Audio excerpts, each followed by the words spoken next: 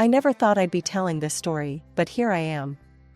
My name's Charlotte, and I was born into what you'd call an ordinary family. But when I was 2, everything changed.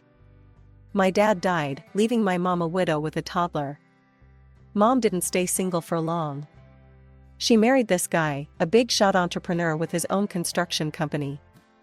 From the get-go, it was clear Mom was head over heels for Steve. She'd do anything for the guy, I swear. It was like I didn't even exist anymore. Things got even worse when Mom popped out another kid. A girl named Rachel. Suddenly, I had a half-sister who could do no wrong in Mom's eyes. She doted on that kid like she was made of gold, always trying to show Steve what a great mom she was to his precious daughter. Steve, he was this big, scary-looking dude. Always had this stern look on his face, like he was perpetually pissed off. But man, you should have seen how he melted around his own kid. All smiles and affection. Me? I might as well have been invisible. Charlotte, he'd bark, you're the oldest. Act like it. Help out around here. And help out I did. From the time I could reach the kitchen counter, I was cooking, cleaning, doing laundry, you name it. Rachel? She never lifted a finger. Didn't even clean up after herself or wash a single dish. Meanwhile, my grades were slipping. How could they not? Between all the chores and taking care of the house, I barely had time to crack open a book. Mom noticed, of course. But instead of understanding, all I got was grief. What's wrong with you, Charlotte? She'd yell. Are you stupid or just lazy? Your sister manages to get good grades. Why can't you? I wanted to scream, to tell her why. But I knew it wouldn't make a difference. In this house, I was the maid, the cook, the cleaner. And apparently, I was supposed to be a straight-A student too. As the years went by, things only got worse. Steve's business grew, and suddenly all of Mom's relatives were working for him. Even Mom got a job at the company. And guess who got stuck with all the housework? Yep, yours truly. By the time I graduated high school, I was exhausted. My grades were mediocre at best, nowhere near good enough for a scholarship. And boy, did I hear about it. You're so stupid, Mom screamed, her face red with anger. How could you mess this up? Steve, ever the pragmatist, just shook his head. I'm not paying for your college if you can't even be bothered to try, he said coldly. And just like that, my dreams of going to college went up in smoke. Instead, I found myself working at Steve's company, doing the kind of low-paid, back-breaking work that nobody else wanted. You know, I had dreams once. Big dreams of becoming a hairstylist. I'd spend hours watching tutorials online, practicing on old dolls I'd fish out of the trash. I saved every penny I could, scraping together loose change and the measly tips I'd get from the guys at the construction site. Finally, after months of saving, I bought myself a clipper. One night, I couldn't contain my excitement anymore. My sister was lounging on the couch, scrolling through her phone, looking bored as usual. Hey, I said, trying to keep my voice casual. Want to see something cool? She barely glanced up. What? I pulled out the clipper, my hands shaking a little. I got this. I'm gonna be a hairstylist someday. For a moment, she actually looked interested. Really? Let me see that. I handed it over, feeling a spark of hope. Maybe, just maybe, she'd understand. She turned it over in her hands, then tossed it back to me with a smirk. Good luck with that. Mom and Dad will never let you. I should have known better than to trust her. A few days later, all hell broke loose. Steve stormed into the living room in a rage, his face purple with anger. Who did this? He bellowed. Who mutilated Fluffy? I came out of the kitchen, wiping my hands on a dishcloth. The sight that appeared before me was terrible. There, on the floor, was his prized dog. The poor thing looked like it had been attacked by a lawnmower, chunks of fur missing, cuts all over its body. That's when my sister piped up, her eyes wide with fake innocence.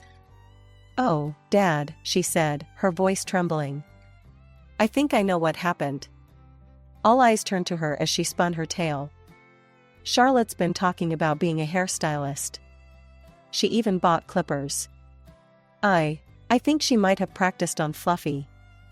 I couldn't believe what I was hearing. What? No, I'd never. But Steve wasn't listening. He stormed into my room, tearing it apart until he found the clippers. And there, stuck in the blades, were tufts of dog hair. I felt like I was going to be sick. I didn't do it, I said, my voice barely a whisper. I swear, I didn't touch Fluffy. My sister burst into tears, putting on a show worthy of an Oscar. Please don't be too hard on her, Dad. She probably didn't mean to hurt Fluffy. Steve's face was stone cold as he turned to me. Get out, he said, his voice eerily calm. Pack your things and get out of my house, now. Mom just stood there, not saying a word. Not even looking at me. As I packed my meager belongings, I could hear my sister's fake sobs from the living room. The little shit had set me up, and she'd done it perfectly. With nowhere else to go, I headed to my grandmother's place in the next town over. She was my dad's mom, the only one who'd ever shown me any real kindness. I told her everything, my words tumbling out between sobs. She listened, her face growing darker with each word. You can stay here as long as you need, she said, pulling me into a hug. We'll figure this out together. And just like that, I started my new life. Got a job at a local diner, worked my ass off. For the first time in my life, I felt like I could breathe. 3 years later, Grandma passed away.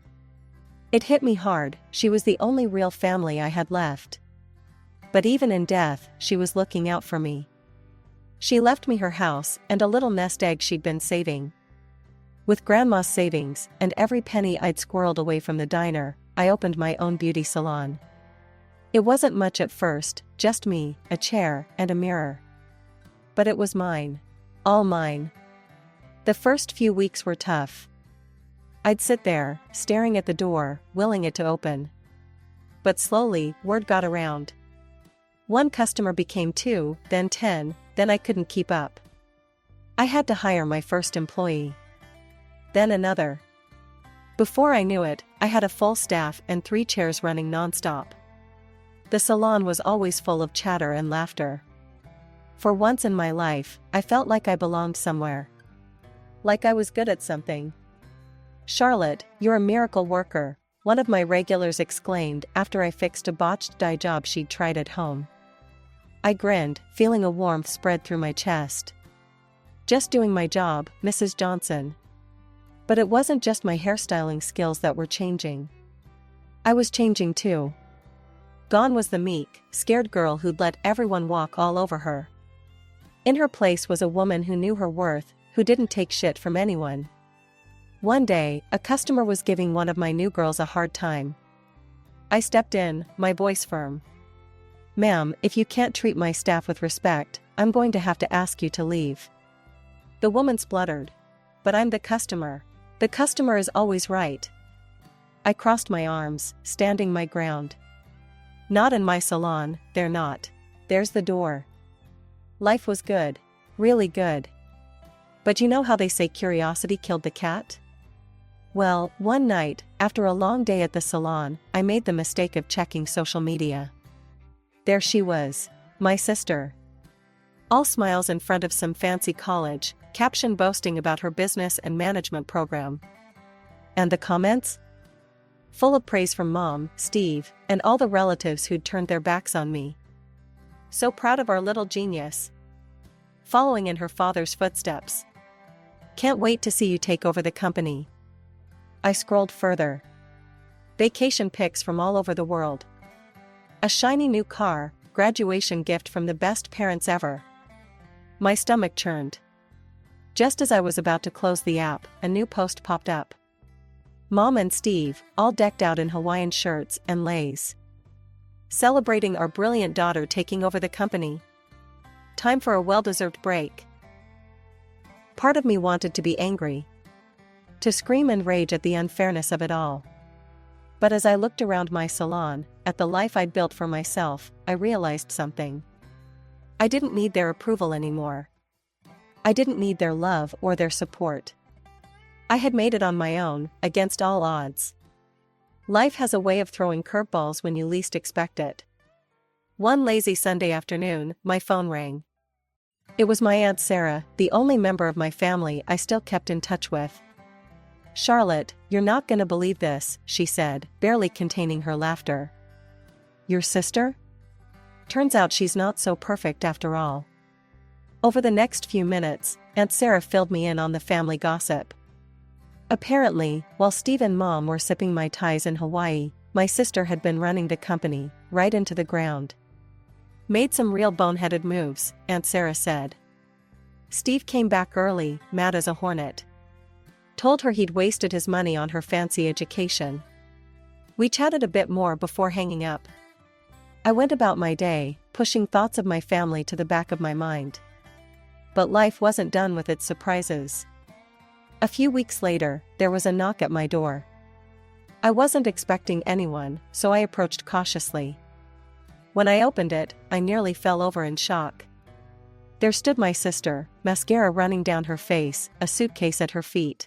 "Charlotte," she sobbed, throwing herself at me. "Dad kicked me out. He disowned me, took away my apartment. I'm homeless." For a moment, I felt a pang of pity. Then I remembered all the years of torment, all the manipulation. I gently, but firmly, pushed her away. "What do you want, Rachel?"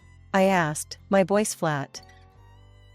She looked up at me, eyes wide and pleading. "Can I stay with you? Please? I need help, a job. I could be the director of your salon." I almost laughed out loud. "Director? You've got to be kidding me." "But I have a business degree," she wailed. "I'm qualified." I took a deep breath, steeling myself. "Look, I need a secretary. Someone to work the front desk, book appointments. That's all I can offer." Rachel's face changed in an instant. The tears dried up, replaced by a look of indignation. "A secretary? You're supposed to help me. Give me a real job, let me live with you." I'd had enough. Years of pent-up anger and resentment came bubbling to the surface. "No," I said, my voice cold and firm. "I don't owe you anything. There's a cheap hostel down the street. Good luck." Rachel stared at me, mouth agape. Clearly, she hadn't expected this. Without another word, I closed the door in her face. Through the window, I watched as she stomped down the driveway, her theatrical sobs replaced by a scowl of pure rage. She threw her suitcase into the back of a shiny car, the same one I'd seen in her social media posts. A few days after Rachel's dramatic exit, I got a call from an old friend who still had connections to my family. The conversation also turned to Rachel. "Charlotte, your sister wasn't kicked out at all," she said. "She's throwing a tantrum because your dad scolded her for messing up at work." I gripped the phone tighter. "You're kidding me." "Nope. She thought she'd teach him a lesson by running away. Figured she'd crash at your place, mooch some money, then go back home when she's made her point." After hanging up, I felt a mix of anger and relief. Anger at Rachel's audacity, but relief that I'd seen through her act. The old me would have fallen for it hook, line, and sinker. Just when I thought things had settled, my phone rang again. This time, it was Mom. "Charlotte," she said, her voice cold and disapproving. "How could you turn your sister away like that? You should give her a job as a manager, not some lowly secretary position." I nearly choked. "Manager?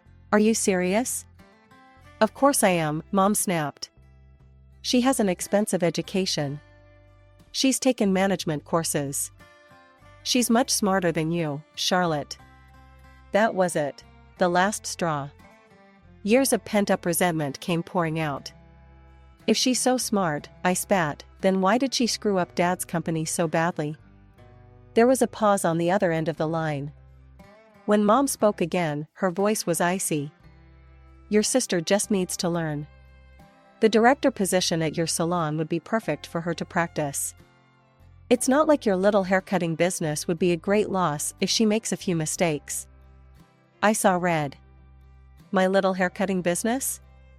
Do you have any idea what I built here? No, of course you don't. You never cared about what I did. Charlotte. But I was on a roll. No, you listen to me for once. Do you know what it was like growing up in that house? Being treated like a servant? Being kicked out with nowhere to go? Do you even care? I ranted for what felt like hours, letting out every hurt, every slight, every moment of neglect I'd suffered. Mom stayed silent throughout. When I finally ran out of steam, I felt drained but somehow lighter. For a moment, I thought maybe, just maybe, she'd understood. Then she spoke. Are you quite finished? Now, as I was saying, it's your duty to help your sister. You will give her the director position. I couldn't believe what I was hearing. It was like she hadn't heard a word I'd said. In that moment, I realized something: nothing was ever going to change. No, I said, my voice steady and cold. I won't be hiring Rachel for any position. And don't call me again unless you're ready to apologize for how you've treated me all these years. I hung up and blocked her number, my hands shaking. Part of me wanted to cry, to mourn the mother I'd never really had. But another part, a stronger part, felt free. Just when I thought the dust had settled, all hell broke loose. My phone started blowing up with notifications. At first, I ignored them, thinking it was just the usual social media noise. But then I saw a message from Aunt Sarah. Charlotte, honey, you might want to check the family group chat. It's not pretty. With a sense of dread, I opened the app. What I saw made my stomach churn. Uncle Bob had posted, "Can't believe how stuck up Charlotte's gotten. Opens one little salon and thinks she's too good for family." Cousin Emma chimed in, "So selfish. Won't even help her own sister. Disgraceful." I felt like I'd been punched in the gut. Tears stung my eyes as I scrolled through message after message of hate and judgment. The next morning, I woke up with a clarity I hadn't felt in years. I was done being the family punching bag. It was time to fight back. I called up a lawyer friend of mine, Jake, and asked him to meet me for coffee. He listened intently as I showed him the messages, his frown deepening with each swipe. "This is straight-up harassment, Charlotte," he said, shaking his head. "We can definitely work with this." He explained my options, but one stood out: we could draft up a cease and desist letter. Threaten legal action if they don't stop. It might scare them enough to back off. Jake got to work right away. A few days later, I had a stack of official-looking letters in my hand, one for each family member who'd participated in the online assault. With a deep breath, I started sending them out. To each relative, I attached a personal note. "I've seen your posts. This is your one and only warning. Continue to harass me, and I'll see you in court. Choose wisely." The response was almost immediate. My phone started ringing off the hook. I let it go to voicemail, listening to the messages later with a mix of satisfaction and sadness. Uncle Bob sounded panicked. "Charlotte, sweetie, it was just a joke. No need to get lawyers involved." Cousin Emma was in tears. "Please don't sue us. We didn't mean anything by it." One by one, the offensive posts disappeared. The family chat went silent. It was like someone had flipped a switch. Aunt Sarah called me that evening. "Damn, girl," she chuckled. "You sure know how to clear a room." I laughed, but it was hollow. "I didn't want it to come to this, Aunt Sarah. But I couldn't let them keep treating me like that." After we hung up, I sat in my quiet apartment, staring at the wall. I'd always dreamed of having a big, loving family. Now, it felt like I'd burned the last bridge connecting me to that dream. But as I looked around at the life I'd built for myself, my thriving salon, my comfortable home, my true friends, I realized something. Family isn't always about blood. Sometimes, it's about the people who stand by you, who support you no matter what. I might have lost the family I was born into, but I'd gained something far more valuable: self-respect. My birthday. For once, I was actually looking forward to it. No family drama, just a nice evening with my friends and salon staff. People who actually cared about me. I was putting the finishing touches on my makeup when my phone rang. It was Jess, my head stylist. "Charlotte, you need to get down here. It's your sister. She's here, and God, Charlotte, it's bad. Just hurry." I broke every speed limit getting to the salon. The place looked like a war zone. Shattered mirrors, overturned styling chairs, hair products splattered everywhere. And in the middle of it all, being restrained by 2 cops, was Rachel. "You bastard," she screamed when she saw me. "This is all your fault." I ignored her, turning to Jess. "What the hell happened?" Jess looked shell-shocked. She just burst in, drunk off her ass. Started throwing things, screaming about how you ruined her life. We tried to stop her, but I surveyed the damage, my heart sinking. This would cost thousands to fix. One of the officers approached me. "Ma'am, we're taking her down to the station. Will you be pressing charges?" Before I could answer, my phone rang. "Mom." Because of course it was. "Don't you dare press charges, Charlotte," she hissed without so much as a hello. "Tell them it was a birthday prank gone wrong." I couldn't help it. I laughed. A hollow, bitter laugh that made everyone around me take a step back. "A birthday prank? That's rich, Mom. You know, it's funny. You didn't remember my birthday until you needed an excuse for Rachel's behavior." There was a long pause on the other end of the line. "Look," I continued, my voice tight with anger, "your precious Rachel just destroyed my business. She's going to jail, and I'm going to make damn sure she pays for every cent of damage." I hung up and turned to the officer. "I want to press charges. All of them." I followed the police to the station, my mind reeling. This was supposed to be a happy day, a celebration. Instead, I was filing a police report against my own sister. As I sat in the cold, sterile interview room, giving my statement to a bored-looking detective, I couldn't help but think about how we'd gotten here. How had things gone so wrong? When I finally got home, hours later, I found my friends and staff waiting for me. They'd cleaned up the salon as best they could and brought the party to my place. As I looked around at these people, my chosen family, I felt a lump in my throat. "Thanks, guys," I managed to choke out. This means a lot." We raised our glasses in a toast. "To Charlotte," Jess said. "The toughest boss and best friend we could ask for." The court case dragged on for months. Every day was a new battle, a new low in family drama. But I stood my ground.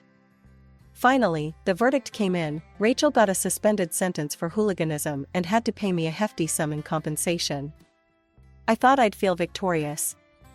Instead, I just felt tired. The day after the sentencing, I got a call from Steve. "You happy now?" he growled. "You've torn this family apart. As far as I'm concerned, you're dead to us." The line went dead. I stared at the phone, waiting for the pain to hit.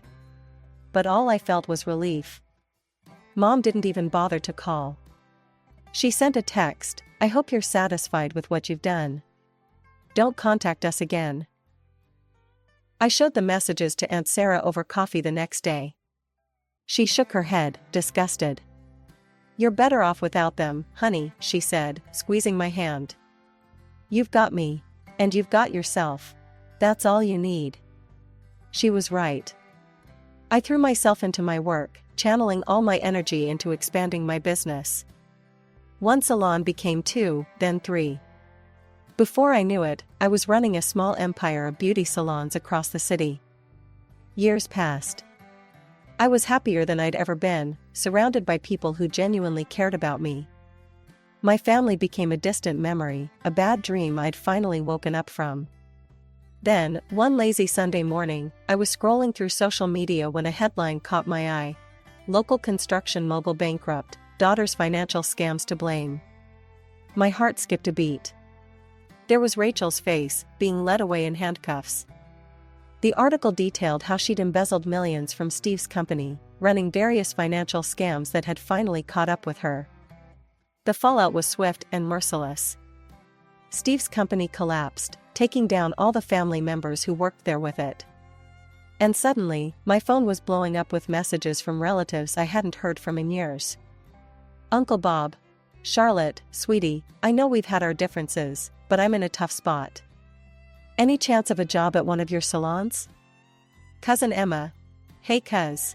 Long time no speak. So, I heard you're doing well."